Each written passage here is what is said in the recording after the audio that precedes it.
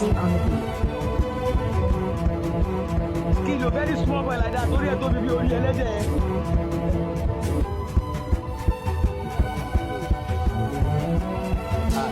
Kilo yẹn sọ rice pass ló máa ṣe mọ́.